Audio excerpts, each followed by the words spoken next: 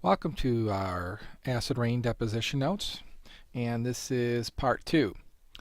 In part 1 we took a look at what acid rain was, a definition for it, and what are acids and bases.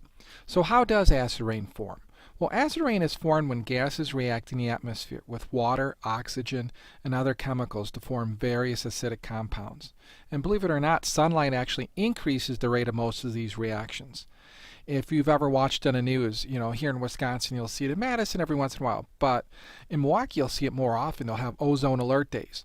And these are days where there's a large amount of ozone, and ozone is the chief component of smog. But these days usually happen when it's nice and sunny out because sunlight actually increases the rate of most of these types of reactions. Now, the result is a mild solution of sulfuric and nitric acid. So it's H2SO4 and HNO3. You are going to have to know these formulas for the test. Now, once these chemicals are released into the atmosphere, they combine with moisture, they change chemically, and they return to the earth in the form of acid deposition. So here we can see a factory, and one of the main pollutants that cause acid rain are sulfur oxides and nitrogen oxides. So for shorthand, we call these SOxes and NOxes. So that's your sulfuric acids and your nitric acids. And you can see here with this drawing is that out of the smokestacks from cars and other sources, the pollution gets in the atmosphere and it's being transported by the wind. And eventually, as it rains, this is going to become acid deposition. Now, sulfuric and nitric acids account for about 95% of the acids in acid rain. And scientists have also confirmed that about 2/3 of all sulfur dioxides, that's your SOxes, and 1/4 of all nitrogen oxides, those are your NOxes, come from electric power generation that relies on burning fossil fuels like coal. Remember, coal is the number one fossil fuel that's used to produce electricity. Now, 93% of acid rain takes place in the northern hemisphere. Any ideas why? Well, think about it. Where do most of the people live on our planet? And if this is where most of the people live, where are most of the factories? Where are most of the vehicles? If you said the northern hemisphere, you're right. You look at places like India, you look at places like China, the number 1 and 2 populated countries in the world. Not North America, but the United States is number 3. Most of Europe, all in the northern hemisphere. Now, volcanoes, geysers, and hot springs do contribute to acid rain. And some people will tell you that acid rain is primarily caused by nature. Well, it is caused by nature, but it's probably not the primary contributor. It does contribute, though, to acid rain. So why should we be concerned here? You look at Wisconsin. We're not a heavily populated state. We don't have a ton of cars. We don't have huge cities. Well, we need to be concerned because acid rain can travel. Weather systems can carry it from out west, it can carry it from down south, or even from east to us, depending on which way the winds are blowing. Now, humans, what does it do to humans? Well, one, it's going to irritate or even damage our lungs, our skin. It's going to create some poor visibility. Man-made materials, it's going to eat away at stone, metal, paint. And so we can see right here with, again, the smokestacks, the pollution from the cities. Even if you live out here in the country, the weather systems can carry this for hundreds of miles. And this is an interesting, you see here you see an original. This is what the original sculpture looked like after it was created. And in here you see what happens after it's been exposed to acid rain for a long period of time. And here we have two. Now, it's not the original. You can see it's already been weathered a lot up here. But over time, you can't even make out the face anymore. This is the Chicago Tribune building in Chicago. When it was first created, limestone is white, and now it looks like a dull, murky color.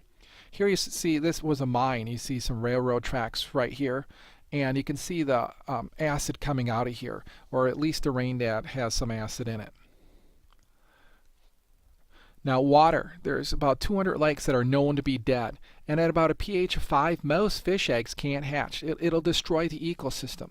Here you see a lot of pine trees that have lost their needles, that are dying or are dead as a result of acid deposition.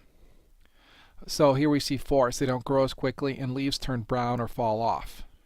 So this is an interesting chart. You can see that some animals, like the frog, they're pretty resilient. You're going to have about a pH of 4 before they're really affected. But other things like clams, once the pH gets below 6, and the snails, they start to react, they start to be impacted by acid deposition and acid in the lakes, making them slightly acidic. Now these trees have become leafless and dead because of their being exposed to acid rain. Now this is how scientists can collect acid. This one right here is designed to collect dry acid deposition, and this one is going to collect your wet acid deposition. Now buffering capacity. When we take a look at buffering, buffers are compounds typically used to react with hydrogen ions and hydrogen or hydroxide ions in order to have a toning effect or a neutralizing effect. They basically counteract an acid. Now some soils have the ability to resist change of pH due to their chemical composition. And limestone is one of those types of rocks. Lime, in a sense, is a base.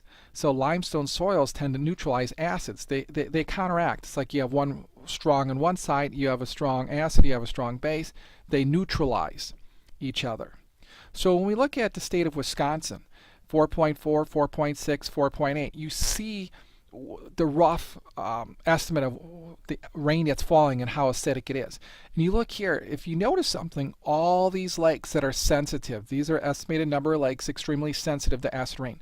Most of these are in the northern part of the state. Why not here in Sauk County or Dane County or Columbia County or Green Lake County over here? Why not Dodge County? Why not Ozaukee County, Milwaukee County? Well, take a look at this. Here you have your older rocks, generally not carbonate bearing, but these are your younger rocks right here. This is where you're going to find your dolomites, your limestones.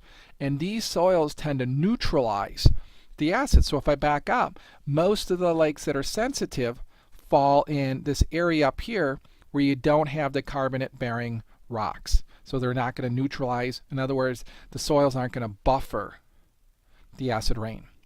So what can be done?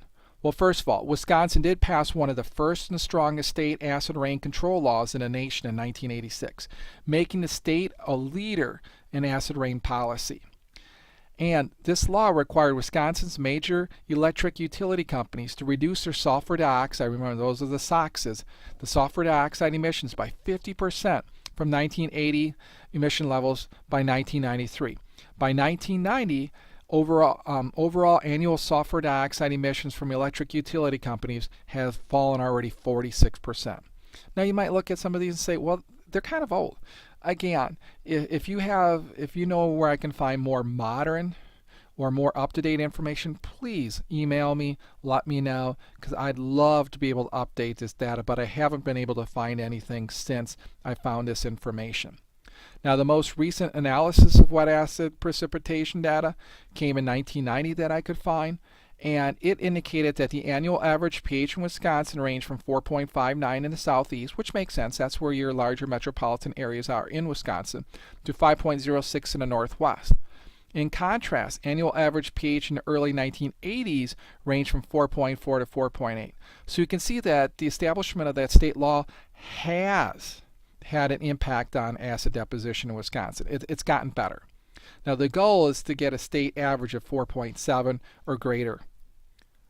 So here's a look at our country. And you can see most of the people live out here. You got 50 million people living in California, but a lot of the people live out here out east. This is where you find a lot of cars, we find a lot of businesses, we find a lot of companies. That's why they have mainly the problem with acid rain.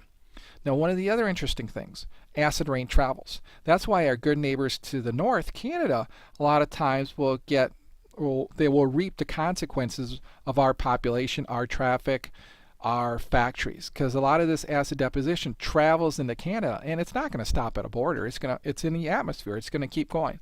And that's why a lot of times there's tension between our countries, just because acid rain travels and we're the cause of a lot of their environmental problems. Here we take a look at Wisconsin. This is one that I found. So you can see it is, down here in the Milwaukee area where most of the people live, it's 4.6. And as you get further to the north, where less people live in Wisconsin, the acid deposition is better.